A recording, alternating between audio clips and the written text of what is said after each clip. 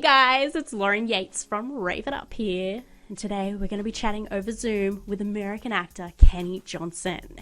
You may know him from TV shows like SWAT, Sons of Anarchy, The Shield, Saving Grace, and Bates Motel. Among so many others, he has done a lot over his career. SWAT has been renewed for season 5, which will premiere on October 1st, which we're very excited about. Me in particular, big fan. So we have a talk about the new season, as well as hear about some of his cast members. There's some funny stories coming up. But also we go back to the beginning and hear about how he found acting and his love for it. And also about his challenges he has faced with his dyslexia. His story is just filled with so many things that we can take away from and lessons, just filled with wisdom. This interview is very heartwarming and very personal. So let's get into it now. Before we get into today's interview, we would like to give a shout out to our new Patreons, Irene and Bev. If you would like to support us too and receive free and behind the scenes stuff for as little as $4 a month, go check us out on Patreon. Patreon.com/Rave It Up. Your name could be up here too. Now, let's get into the interview. Kenny, welcome to Rave It Up. It is a pleasure to have you on the show today. How you going? Good, man. It's good to see you. Great to talk with you on a Sunday. I know. On the other side of the world, too. Isn't that amazing? Love technology. I know. It's only an 8-hour flight away, though, so it's not that far. Is it like 5, 6, 7, 8? 8 hours and I'm there. Oh, I think it's a lot longer than that, actually. I think it's like 16. Oh, is it really that long? Yeah. Okay. I wish it was 8 hours. That would be amazing. I'm way off. I think the last time I was there, actually, I was in the Philippines and I flew from there down and I remember it taking a long time from there. So yeah, it would be a lot. I got it all. Sorry. How long ago was that? When were you in Australia? 2006. 2006. That was a long time ago. So you gotta come back. I know.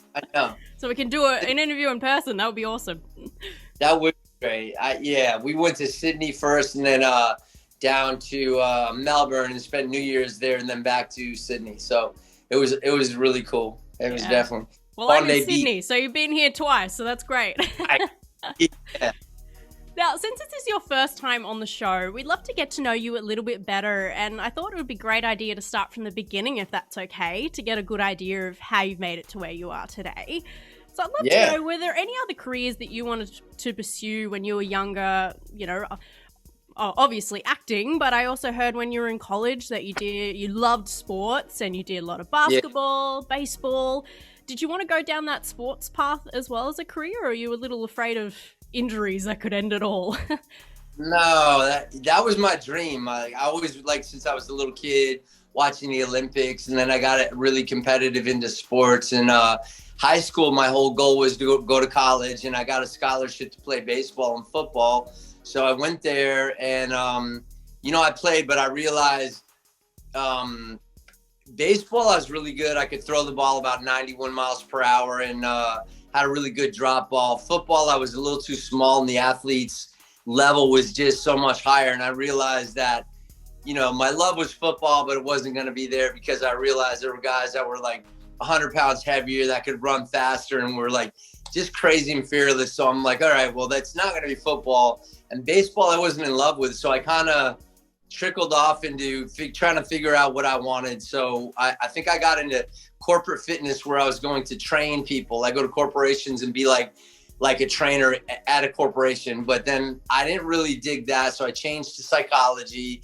Then I went to engineering. Then I thought pre-med. So I changed my degree 5 times. And then I realized I had so many credits all over the place that and the sports was it just wasn't quite there for me at that point. I think I mentally wasn't ready for that whole leap into the next level from college. And so for some reason I just kind of dropped out after 3.5 years and moved to Boston. And a friend got me into, again, we're talking a long time ago, modeling. So I started modeling in Boston. And then I think somebody, one of my friends talked me into taking the jump, and I'd always kind of talked about acting.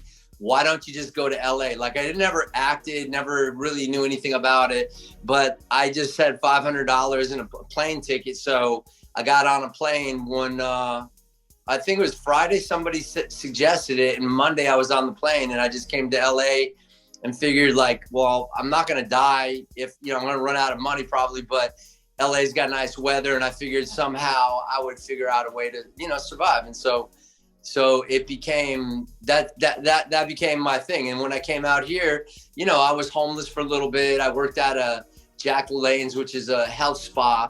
And I would sleep on the roof of the Jack LaLanne's during the nighttime, and then, you know, or in my car if it rained. And so the manager found out, and people used to come and sleep with me up on the roof.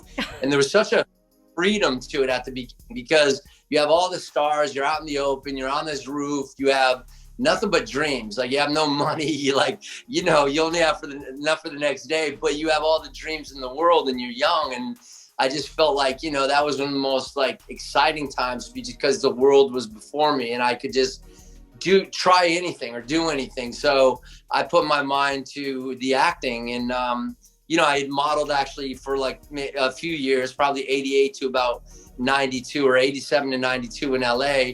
And then I decided like around then that I was gonna dedicate myself to acting completely. So I quit everything else and found the best teachers out in LA, and that's how I started that.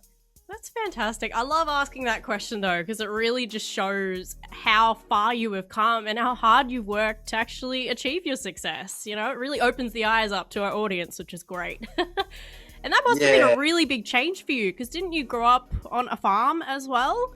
Yeah, exactly. I mean, my life was, we had a friendly farm with like 40 acres and, you know, 2 cows, we had 3 steers, 3 horses, a raccoon, 2 dogs, cats. We had 3 goats, and it was like just on a mountain in Vermont. And so that was my life. And, you know, I was quite shy and everything. And the acting wasn't easy. It was something that I, you know, kind of dealt with in my mind, but I was afraid to do. And I got approached by some guy to do a film, and he had written it, and I became best friends out here, and he was a young kid that knew Stallone. And so around the time they did Over the Top, he, you know, like a couple of years later is when he asked me to do this film, and he brought it to me and said, would you do it? And that was the first film that I got asked to do. And at the time, this was before I took any acting classes, and I told him, you know, no. I said, you know, I don't know anything about acting, and I have severe dyslexia, so that also, you know, became a problem through college and through everything, because I had to find other ways to kind of pass classes which aren't, you know, technically like legal or correct, but I just had to do anything to get through because I didn't know why I couldn't read. And so I was afraid to do his script. And so I said, after like 3.5 weeks of rejecting him, if he had somebody say the words out loud to me, and if I could learn them by listening, I would try it. And so that's what I did. He hired somebody and they worked with me, and, you know, and my whole thing is what got inside of me was my first day of shooting was a scene between he and I had never been on a set. So I had all these people around me, the camera, the extras, everything. And there's my friend Richie across from me. And I'm just kind of taking this world in, you know, and I'm watching. I wasn't nervous or anything, but I was just kind of watching the whole thing. And then, you know, as I heard them say roll sound, and as soon as I heard action, everything froze like a weird Jim Carrey movie. Like everyone stopped, like whoever was moving, everything literally was like time stood still. And this thing whooshed through me and said, this is what you're going to do the rest of your life. And then it whooshed out the back of me. And as soon as it went out, I just went, huh. And then everything started moving again. And then we started the scene.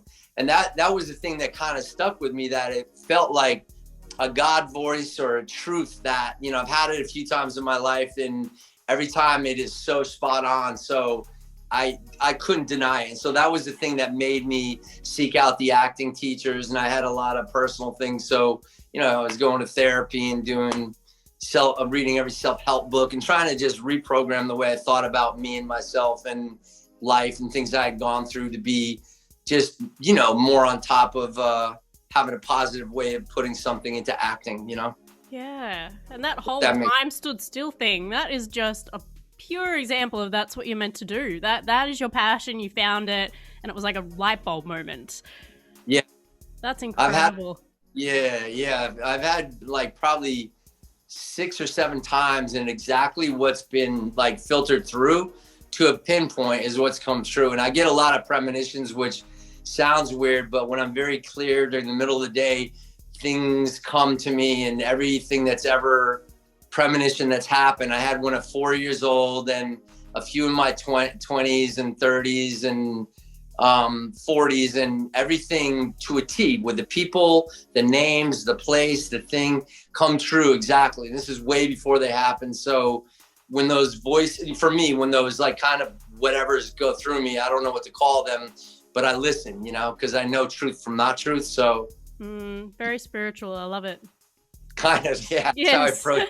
No. I'm very spiritual, so I'm like, oh my goodness, like this is giving me goosebumps. Oh. You did also compete in some arm wrestling, which is pretty cool. When I did my research on you, I was like, huh, there you go.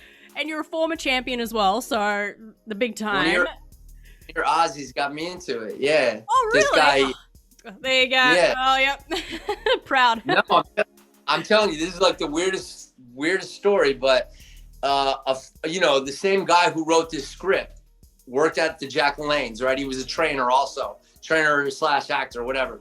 But he's this really good looking Italian kid who like, you know, was really into acting and just wanted, you know, he and I became best friends when I moved out here. And so one day, these huge these guys in the gym that were steroided out, about 300 pounds, they were all kind of going at it, right? And then, you know, were very aggressive. It was the end of the evening and nobody was left. And I'm working at the nutrition bar making like the stupid, you know, nutrition shakes for people. Yeah, shakes, yeah. Yeah, so I'm just sitting there watching them. He was there, it was the end of the night. And then all of a sudden, this guy had just dominated everybody. And he was a really big guy. So he looked around and said, you, get over here, like that. And I looked at him, I said, you're like more than twice my size. I was like 105, he's like 300 pounds. He goes, oh, you know, it doesn't matter, just get over here. And I'm like, all right. So I jumped over the bar, went on the, you know, one of the office tables, and somebody started us, and I'm thinking, okay, this is gonna break my arm. And they just said, okay, ready, go. And I put him down like literally like about boom, that fast. And everyone's looking like, what the hell? And my friend Richie saw it. So what he did is like sign me up for the World Championships of arm wrestling without telling me about it. So one day he took me on a long trip, because that one was in California, and I didn't know going on this Saturday, and we drove for so long, and I kept saying like, what is this surprise, like where are you taking me? So we finally came up on the Civic Center that had tons of cars packed in this like place, and I thought, oh, we're going to a concert, this is like awesome, right? And I said, well, you know, who's playing? He goes, nobody. He goes, I signed you up for the World Championships of arm wrestling. Oh. I'm like, I said, what? I go, I've arm wrestled one time in my life against one person. He goes, yeah, but you beat him. And I go, Richie, I go, one guy in my life. I go, this is a world championship. He goes, no, unless you try it. And I was just like, oh my God. So anyways, I went through this double elimination thing, and I went through a bunch of rounds and beat people. And then I had a guy almost, you know, I was about an inch away from beating him, about 4 minutes, and I got tired, and he eventually took me over. So I thought, I'm in the losers bracket now, so I must suck. So then I do more rounds and beat guys. And then I get another guy, and I'm an inch from pinning him and keep him about 4 minutes down, and I couldn't quite get him, and I got tired, you know, because I never practiced arm wrestling. So he ended up beating me, and so I got eliminated. So I'm like, okay, I'm you know, it's true, I'm no good. I lasted forever long, but so this guy comes over, the Australian guy, and he introduces himself, and he goes, you know, I'm the Australian champion, and you beat me pretty good. And I'm like, no, I said, I didn't know. He goes, you know those two guys that you lost to, but you had them, you were almost pinned them. I go, yeah.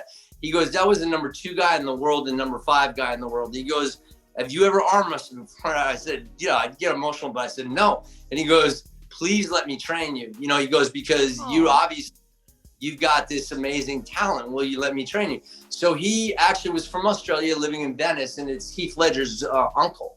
So he trained me to do every competition, you know, every year. And I ended up like, you know, I ended up being second in the world, and then I stopped. And then Heath actually wanted to do a documentary on me when I was doing the Shield, but I didn't really have the time, and I didn't want to go around the country on the circuit. So, you know, even though I was good at arm wrestling, it wasn't like my love and my passion. I just happened to be good at it. And so I didn't do that. And then 2010, 15 years after I retired, I thought, you know what, give it one more try, see if I'm any good. So I did right and left, and I'd never done left before.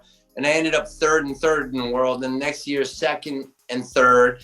And then the third year, 2012, I ended up getting first. And then I thought, okay, I mean, for me, that was it. Cause I'm like, can't get better.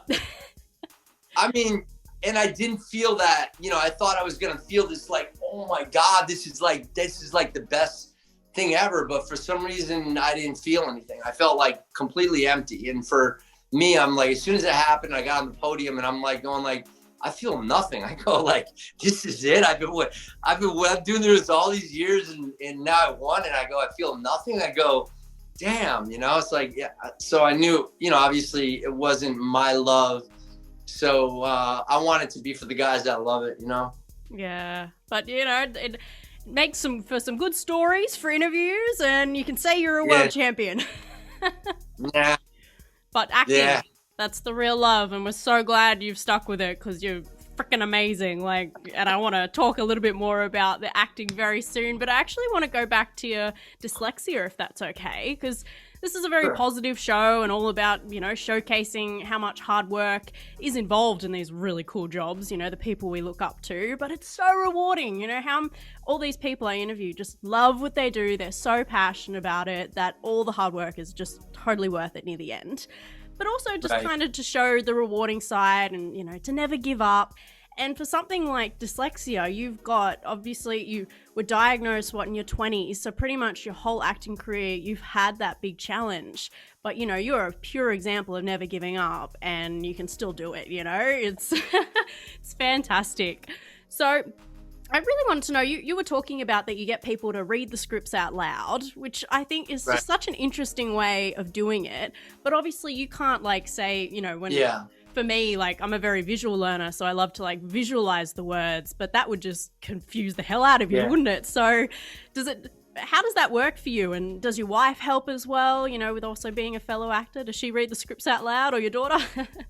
Yeah. I mean, that has helped me over the years. I mean, I think when I, got diagnosed, is because I got thrown out of my first acting class because it was a cold reading class and I couldn't read it. And the teacher kept screaming at me to read it. And I kept looking down and the words for me jumbled and the letters jumble and my eyes go from one sentence down to words on the left. So what I say and what's there are not even close. And so I tried, I told the teacher I couldn't do it. So she got really mad and said you can do it now, just read it. And I'm like, I literally can't read this. And she goes, do it or I want you out of the class, don't ever come back. So I put the book down and I walked out and I just thought, okay. And so then I knew my roommate at the time knew I wanted to act. And so she actually got this guy that she knew was a great coach to come over to the house. And so he brought over a couple monologues with me or to me and said, here, why don't you read these for me? And so I tried to read it and he just looked at me because apparently I didn't say much of what was there. And he goes, do you know what you just read? And I go, no. I said, no, I don't have any idea. And he goes, okay, here's another monologue. Can you try to read this? So I sat there and, just looked at the paper and tried to read it out loud. And I don't think I got much right. And so he goes, have you ever heard of dyslexia? And I didn't at the time. So I said, no. He goes, I think you must have dyslexia because he says, you're not getting any of this right. And I go, yeah. I said, I haven't been able to read for a long time. And so he said, okay, I got a place in the Valley. That's, the Stillman Dyslexia Institute. I want you to go get tested. So I went over there and I got tested and I was at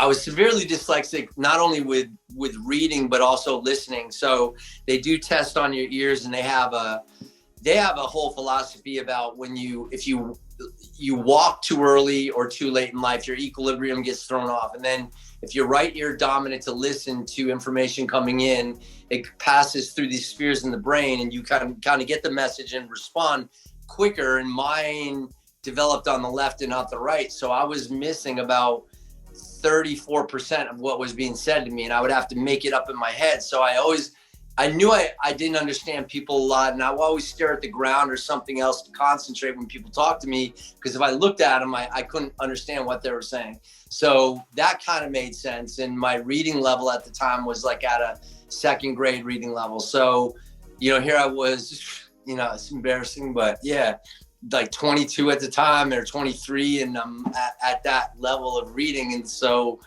I stayed with them for 6 months, and they went through all their things. They have a whole array of things that they put you through to supposedly try to heal it. And I got a little better with reading, but not much. And then when I got into acting class, I had the same problem. Like, I couldn't read much, and I would read something over and over and over, and I'd have to read it probably 10 times and write notes and draw little pictures for me to understand what, like you said, visually.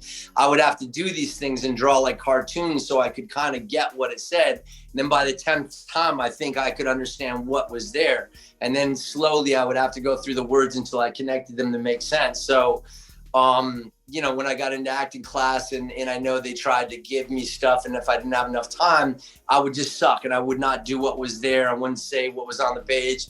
Nobody could understand what was going on. So this guy that was in our class was a pretty big director who wanted to learn about acting from an actor's point of view. And he actually, he and I became really like best friends.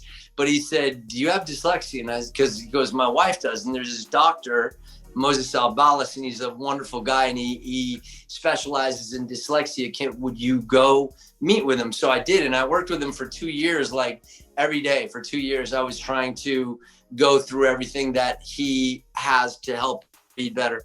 So, or help you to learn to read and to correct the vision, and instead of the eyes jumping around, which they naturally do, and it's something maybe you're born with, because you can see it. They test you in this eye machine, and you can see your eyes jumping this way and then down back this way and then there, so it never stays on track. And unless you have like this big magnifying glass that goes letter to letter, word for word, your eyes don't track it. So they teach your eyes to get stronger and to stay on that line in order to read better. But here I am, like, a whole bunch of years later, and I still work probably, I don't know, I would say about 40 times, 50 times more than anybody, just to get what somebody can get in maybe an hour or 10 minutes or whatever. I'll put in like 50 hours or more just to get it. But I'm like, if that's what I have to do for me, that's me. And in the end, it's like people can get, I see so many people that look at it one time and they get it.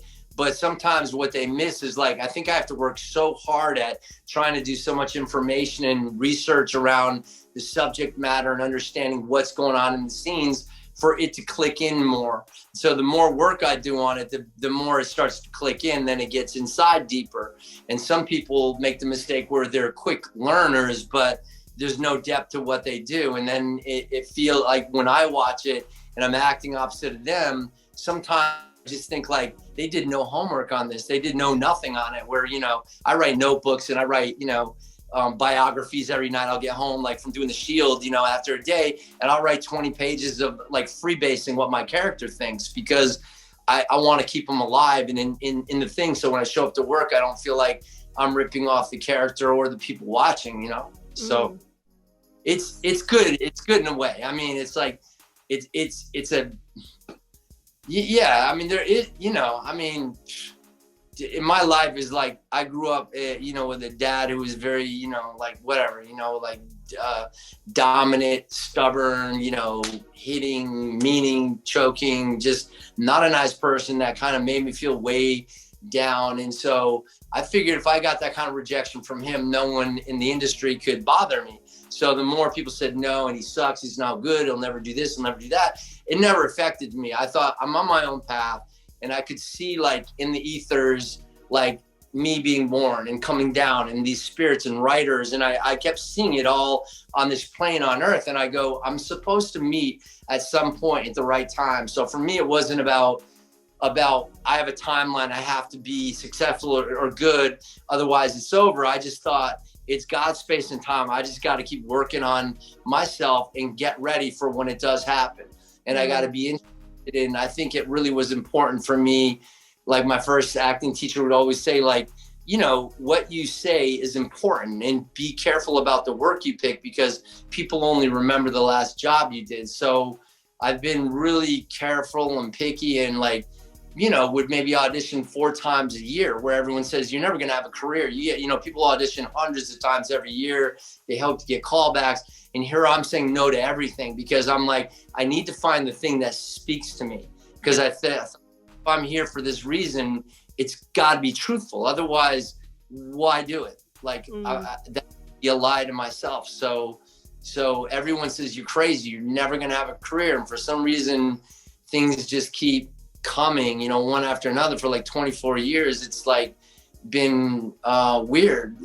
But I just have that faith that it's basically me and my interest in some sort of topic, and then what I put into work. And then I just get ready, as if like the universe is going to bring it to me. It's not me, against all these other actors. I could care less, because what's meant for them will be for them. And I really believe if you believe in it, and it will happen at some point, it will. Just don't quit, Oh, you're the perfect guest for the show. Oh, just so much respect. Nah, it's weird. I mean, that's just my belief, but it doesn't. So many people are totally opposite. So, what works for somebody else would be different, And I'm sure, like, I love the fact that, you, I guess, so they always say to have thick skin in the industry for rejection like that. And I was thinking back upon like your school days before you even knew you had dyslexia, but you just knew you couldn't read. And being, I guess, a little different to your peers and everything. Did you get a lot of bullying back then as well, or did it not affect you as well like it does now? I think I became very introverted and shy. God, wow. Yeah. I just got really introverted and shy, because, I think, I don't know, when you get somebody like most of your life saying you're a zero, you're nothing, you're a loser, you're a piece of shit, you're nothing, you're a zero, and it happens all the time, and boom, and like somebody who doesn't believe in God, which like was my dad, and he's like, I brought you into the world, I can take you out at any time. So every time he had his fist in my mouth, and I'd be like, it's kind of gives you a skin where I felt very little about myself. But at the same time, when I went to realize that it's up to me to take on my life into control. I'm an adult now. So once you're an adult, you're in your own world, and I could either use it and stay. I was very angry, and I was very like insecure, but I'm like, you can stay this way or change. You can do something to make a change for yourself, to put something good out into the world. And I always believed, like my mom was like very quiet, but she was very angelic. So I had that unconditional love that was unspoken inside of me. And so there's a part of me that knew I wasn't as bad as he made it out to be, but I kept thinking it didn't bother me when I got rejected out here. And, in school, people, would laugh when I couldn't read, because they would ask me to read out loud. And I literally would make words up, and the teachers would look very confused, like, what's going on?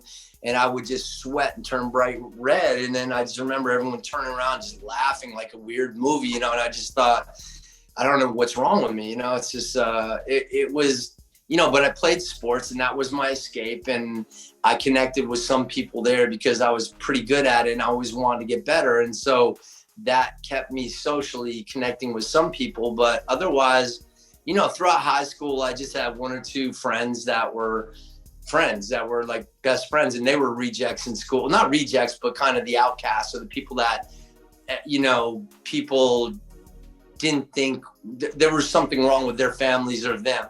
And so for some, those are the only 2 people I connected with. And so it was what it was. I mean, it was okay, but it was what it was. And, I developed also OCD back then. So I had severe OCD from 7th grade into my 20s, and it became debilitating. And again, I didn't know what was going on with that either. So there was a lot of weird stuff, I mean, and there's something I'm leaving out that happened when I was 5 years old that I had something to do with the cult and being kind of taking me and this girl.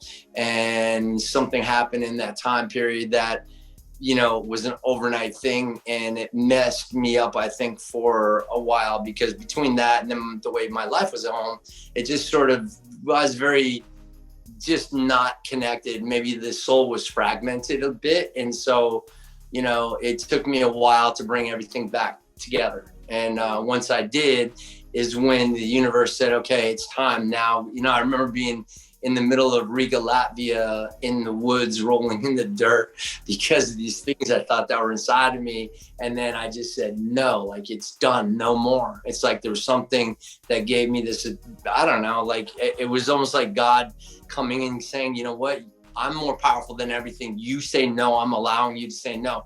Once I said no, like, I could breathe for the first time in my life. And I felt like I had just come above this muddy water, and I could breathe and I could see everything. And then that voice shot through and say, go back to LA now. It's time for you to start acting.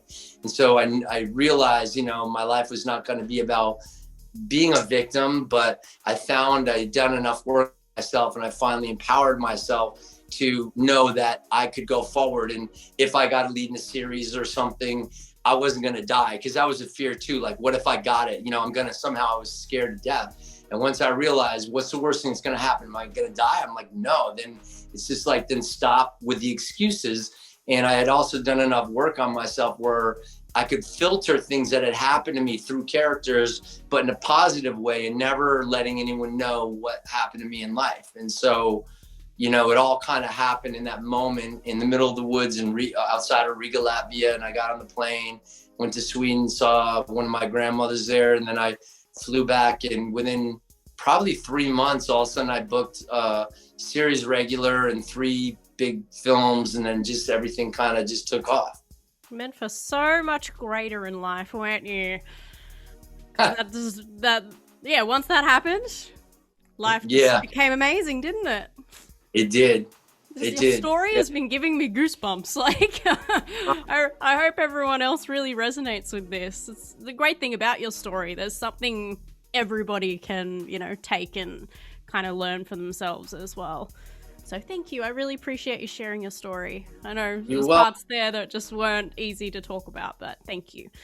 Yeah, no, it's embarrassing. And sometimes if I ever share it, some people get uncomfortable. So I'm like, it is what it is. It's like, I can't apologize. It's my life. But, other people didn't have that kind of, so some people don't get it. And then the ones that maybe did go through some of the stuff, hopefully that is, helpful in some sort of way. Yeah, don't be embarrassed. It's your story. You've got to share it. But I guess let's talk about something a little bit more cheerful now. Great part of your life. It's been a part of your life since 2017 is SWAT. It is one of my favorite shows of all time, by the way. So thank you for giving us something like so amazing. I've like rewatched it from the start again, and then you just pick up on things you just didn't really notice last time. It's amazing. I really want to know, how was the audition process for you like? Did you resonate with your character Luca like immediately? And I guess what drew you to the show? What drew me to the show is Sean Ryan, and I'd done The Shield with Sean Ryan back 2001 through 2006. And he, that show won so many awards and basically put FX on the map, here in the States. And it was just like such a brilliant written TV series. And so I'd always wanted to work with Sean, but every time he was doing a show, I had been doing a show. Like I did something with Holly Hunter when he started another show. I couldn't do it. Then I think I did Sons of Anarchy when he was another, so I couldn't do it. Then I think I was doing Bates Motel when he had another project that he was, there was something in it for me. So it never connected, but I kept thinking, I want to come back full circle with Sean again. So Justin Lin also was directing, who had done like 5 Fast and the Furious movies. And I was with Paul Walker's manager, who, again, a premonition said I'm supposed to go with his manager. And unfortunately that happened right after Paul had passed. And, but when I went there and the whole Justin Lin and Sean connection, and I'm like, I had written a script that you know, somebody had asked me to write, and I had sold one already to Fox Studios, and they wanted me to write another. So I did. And so it was up to either a show that I would written or this thing that came down that was SWAT. And the show I wrote was about these undercover ops that, in mine was a little bit more out there, like Twin Peaks-ish, you know, but like, you know, very surreal and different. But you know, my mind likes to work that way. But it was so similar. 5 people in all black that are above the law enforcement that come in and do these special missions. But then again, it became, you know, a whole nother worldly thing of other kind of beings and entities that could be aliens you don't know yet. But it was got a trippy factor to mine. So I had just written it and I sent it to Sean to look at, and he goes, well, I can't do it right now because I'm shooting this show, or I'm doing this script called SWAT. And I'm like, oh, okay. He goes, but as soon as, you know, like I have time, I'll look at it.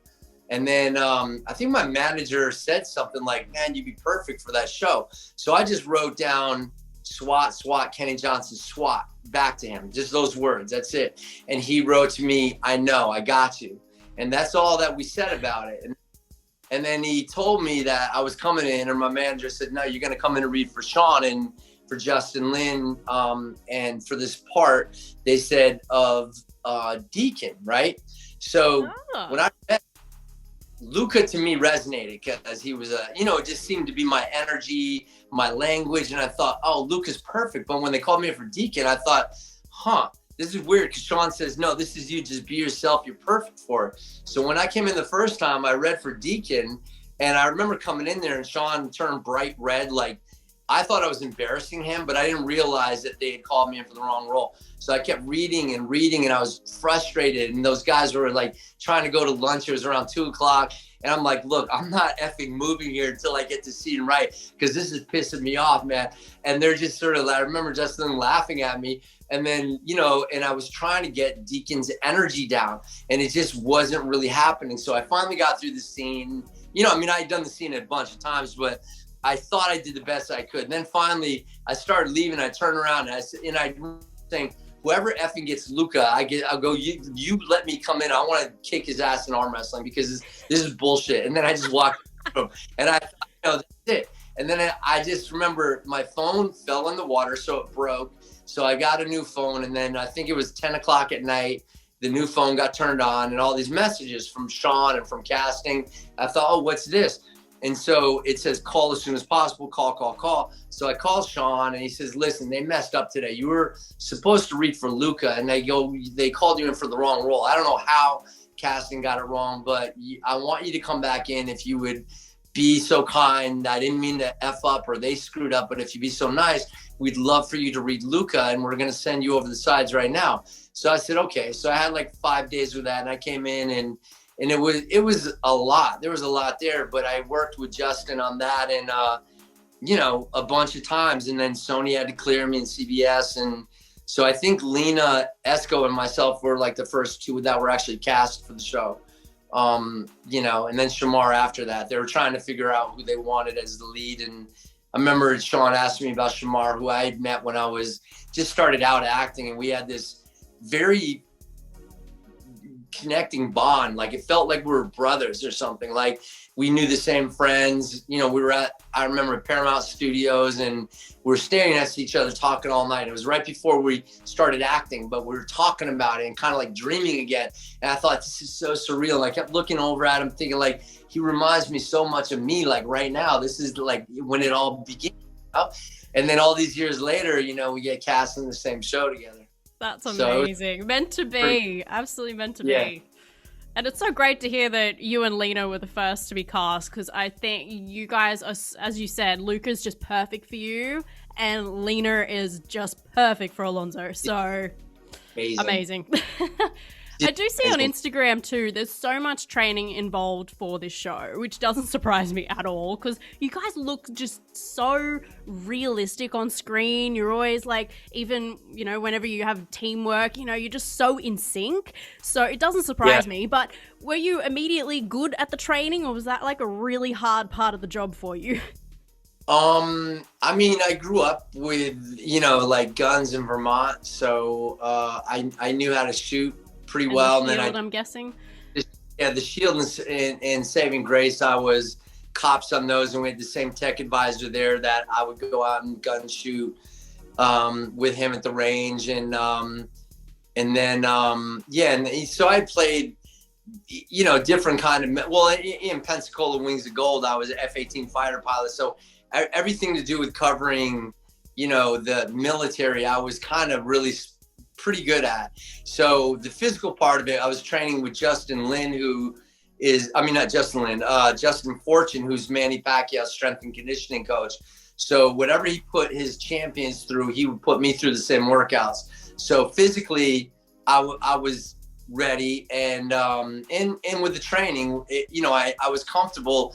But we had a guy, because SWAT's different than these other, these other roles. So we had a guy that was SWAT for I don't know how many years, 17, 18, 19 years down in San Diego. And he became our tech advisor, Odie.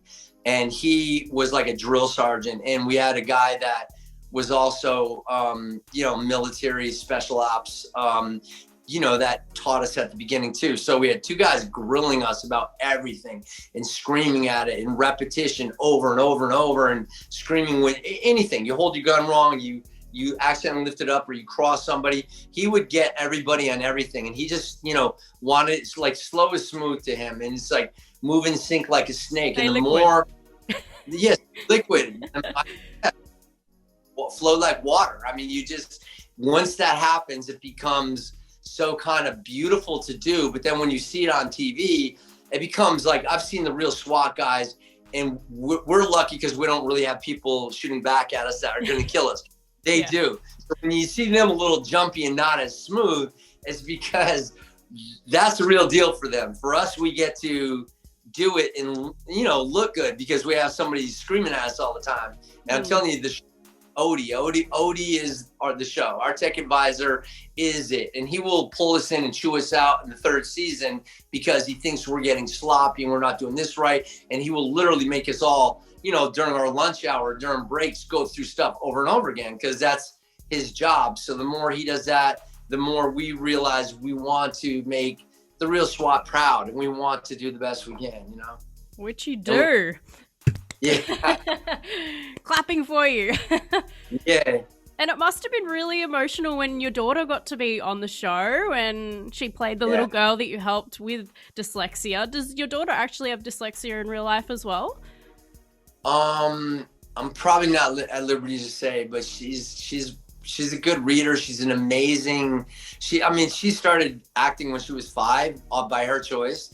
And all I do is support it. So she's done 21 musicals, and she's been in 3 films, and, reoccurring on this. So she does well. She does not have the problem I have. Yeah. I mean, literally she'll do something for 20 minutes. It could be 11 pages of dialogue with 1 page of monologue, and she'll almost have it word on.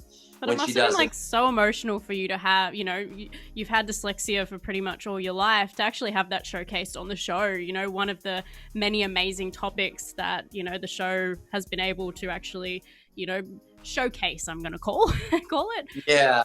Yeah. Well, Sean knew my story, so he actually wanted to tell it. And then he, he's the one who brought up Angelica. He goes, I would love Angelica to play the role. He goes, but I can't make decision, but I would love her to audition. And originally they didn't want anyone under 12, and she was 8 at the time. So I get emotional. We worked together, and I knew my character well. I knew what he was looking for, and I know enough about dyslexia to talk about it with her to get us where we needed to go. So we went in for to tape her, and I asked the casting director if I could read with her, because I knew we had an energy and I was going to be playing opposite of her anyways. So she let me do it. And then once we did it, she casting director took over and go, okay, well, let me do it now because, you did your thing. And then she goes, okay, Kelly, I'm going to give you notes. So then she tried to change all these things that I knew were wrong. And Angelica did what she said. And as soon as she did, she goes, you know what? Forget what I said and just go back to do what you were doing before with your dad. She goes, because that seems to be right. So, we didn't hear anything for, first the age thing was an issue. And then I didn't hear anything until the night before filming. And so I figured by that time they would have made their decision long ago. And Sean says, this is not up to me. Sony has to see it on their own. CBS has to see it. And because it's reoccurring, they've got to choose who they want. And he goes, so we'll see. And so I literally thought it was done in 10 o'clock at night before the beginning of the episode. I got a call saying they cast your daughter as Kelly. And I just started jumping up and I ran, woke her up and I'm like, Jelly. So, it's been beautiful because they get to address, that on the show, and it resonated. And it's weird how when they test to see how people like subject matters, every time they deal with children and like even the dyslexia storyline, it rated super high up there because people identify with it. We do the cop stuff all day long, cool, but when you hit something human, I think it resonates a little more, Yeah, definitely. I love all the topics that they bring up because it is stuff that's going on like right now, like COVID, like the Black Lives Matter, even bisexuality with Chris's storyline, or the throuple, like there's that stuff going on in the world. So it's great to actually have a TV show that showcases it in a positive way as well. Now, I do want to talk about some of your cast members. I have some fun questions here, about you all that I think we'd all love to know. Out of all of you, who screws up their lines the most? Probably Lena and myself. I think, you hear like on the bloopers, because I get so frustrated, and it jumbles around in my head. So I'll just be like, F-bomb, oh, and they're just like, let's try it again. I'm like, it's the same thing. And then Lena will just say something backwards, just say it wrong, and then goes, just say it wrong. And it's just kind of funny because then we get in these like laughing fits and we can't look at each other because once we mess up and then we make eye contact, when you laugh and you can't stop laughing, and then the director's pissed and everyone's mad because we just can't film because every time we look at each other, we burst out laughing. So yeah, that probably her and I the most. So you guys are also the first to laugh as well, first to crack up? Yeah, look at each other. Yeah, it's just bad. It's like, like F you, Katie. I'm like, don't freaking look at me. So we're looking down while like, your cheeks are trembling and you're trying not to laugh. And the other person, she's in, they gotta look away. And I'm like, oh, this is so painful right now. But, And who do you think is the perfectionist of the group? Shamar's the perfectionist and Hicks is the perfectionist. Are they also the most serious as well on set when it comes to work?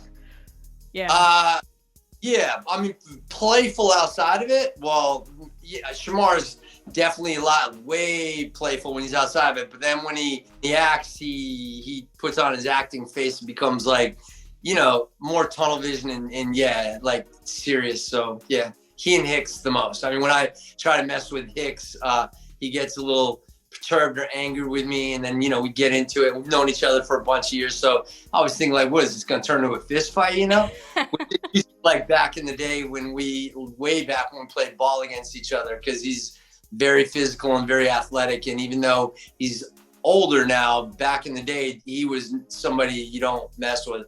And we got into it a lot, and but we had worked on different shows over the years and grew respect for each other. So he and I, and then Shamar, every time I try to get Shamar a little loosened up on my kind of like flow with it, kind of, vibe, he just says, quit, you're effing me up, Kenny. I got to remember I'm Hondo. And I'm thinking like, just go with it. And it doesn't matter. Like I kind of try to do it on purpose. So, you see, different sides of everything. But then sometimes it'll be like, you're effing me up, Ken. He goes, I need to get serious, man. You throw me up because, and I'm thinking I was doing it on purpose, So who's the goofiest? It sounds like it's you.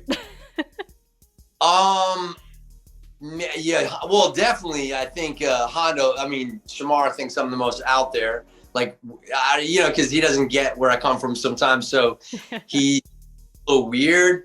But goofiest, I would say also the funniest is Alex. Oh, he's so freaking.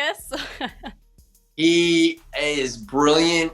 with his singing and his voices and his he can play anybody and do any voice of anything anywhere and know everything word for word and just cracks me up all day. I mean, he's another, and yeah, he's great. He's brilliant. He's a brilliant actor that doesn't need a long time to look at his stuff without him getting into a completely natural rhythm with what he does. He's really, really great.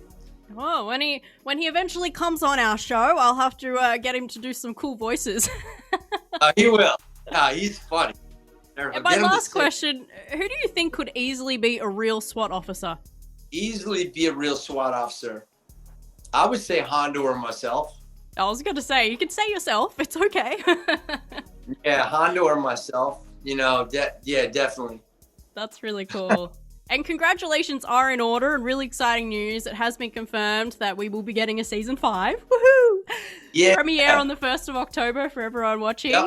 Which I'm guessing, are you filming that right now? Yeah, they're combining, I can't say anything about it, but yes, filming right now. How long are your filming days? Are they really long?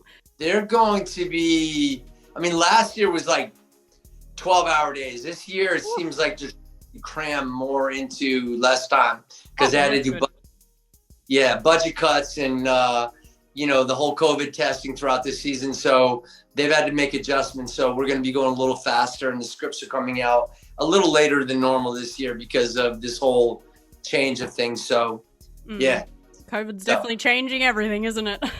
Yeah. How is it down there? We're back in lockdown, unfortunately, so I'm stuck at home. Oh my God. But at least I can do these chats over Zoom, which is keeping me nice and busy, which is great because I love keeping busy. I don't like being bored. Yeah, no. And are you allowed to share like how many episodes we might expect? Because you know us fans, we love more the better. Just give us more and more and more.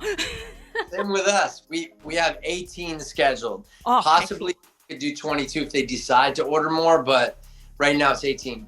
Yeah, I know a lot of shows just keep getting shorter and shorter with their seasons. Like a lot of shows are just doing like 10 now or something. So yeah, 18. We're very happy about that. Yeah, so are we for sure. Yes, congratulations. We're so pumped, and I'm sure you are as well, just to get back into working, back into acting, and giving us some great content.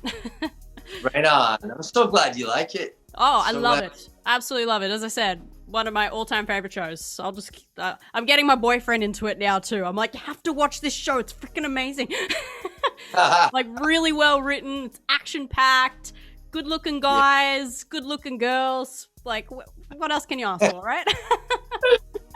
Awesome. Now, I think it's time to play a game. What do you think, Kenny?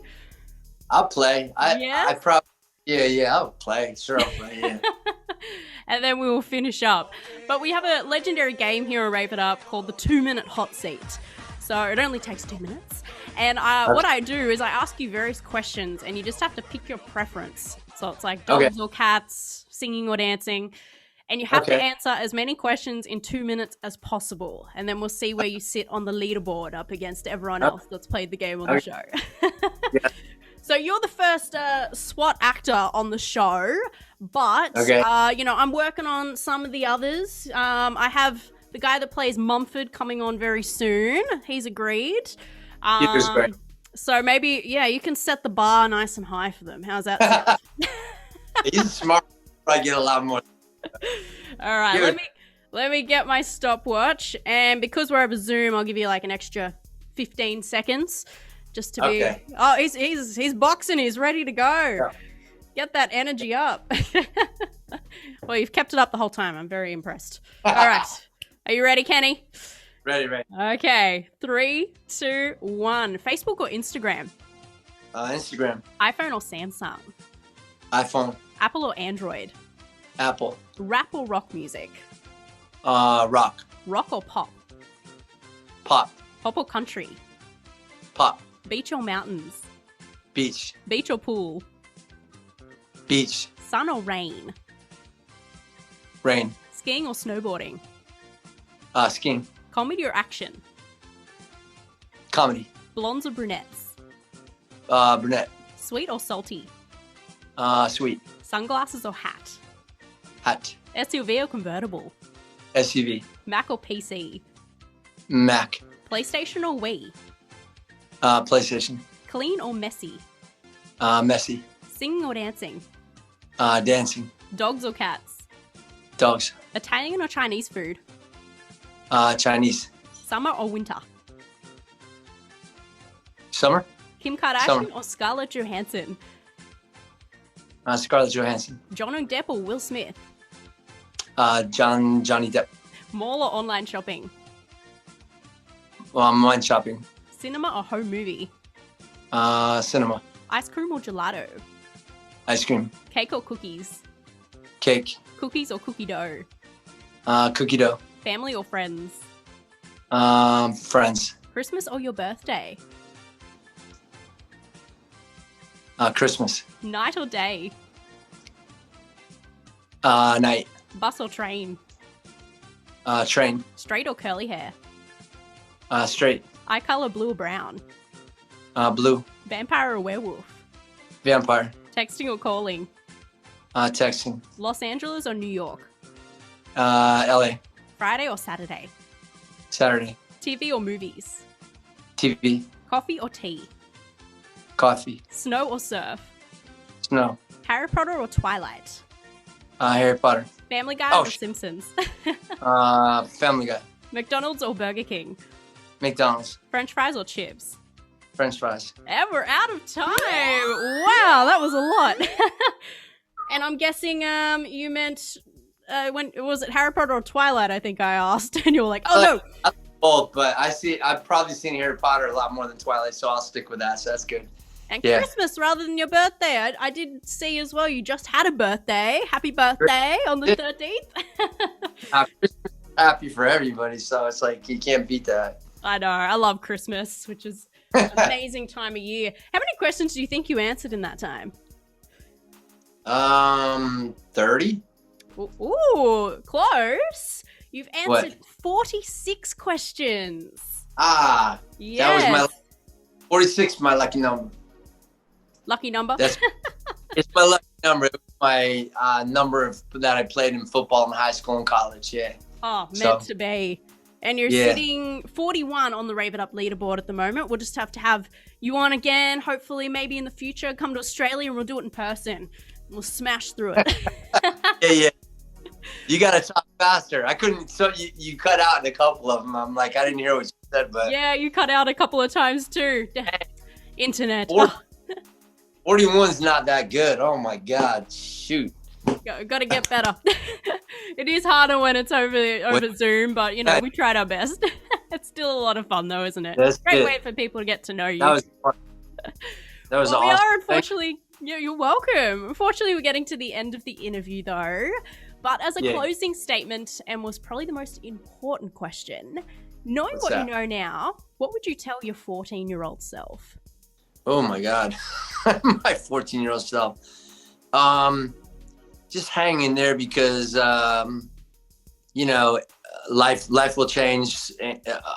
So just know that, you know, without a lot of what do you call it?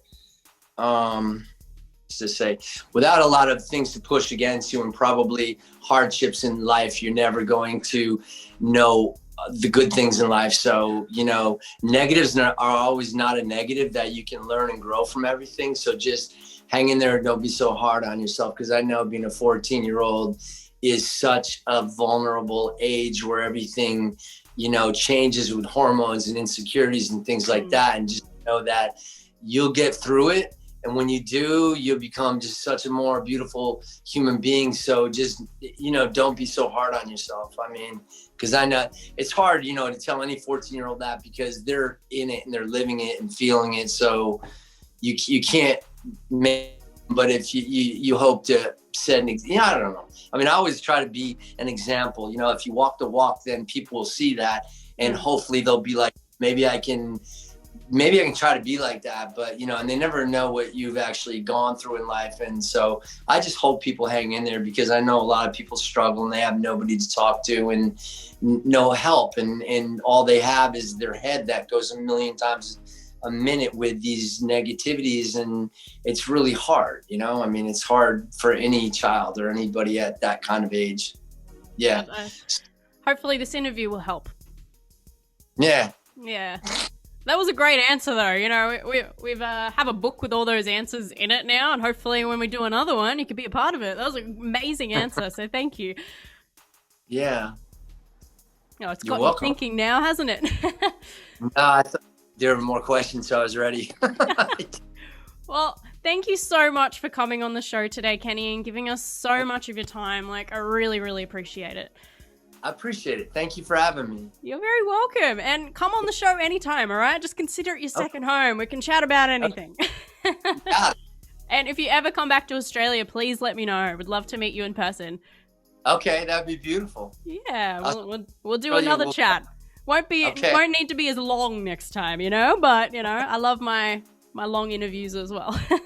That's cool. Thank you, Lauren. Well, I hope you all enjoyed today's interview. If you'd like to check out any of our other interviews, visit our website, raveituptv.com. All of the podcasts and videos are there for you to enjoy. And remember, all our podcasts are also on all the podcasting platforms. So Spotify, Apple Podcasts, Google Podcasts, all of them. And if you haven't gotten our book already, Knowing What I Know Now, please go do so. It is available as hardback, ebook, and an audiobook version is coming very, very soon over the next few weeks. I'm very excited to share it with you all. And if you want to support Rave It Up even further, you can become one of our Patreons. So go to patreon.com/Rave It Up. You can support us for as little as $4 a month. That's like a coffee, guys, isn't it? Especially in this day and age. And you can get so much behind the scenes content and bonus stuff. So please go check it out. We really, really appreciate your support and always watching our videos and listening to our interviews. But for now, thanks for watching and we'll see you next time.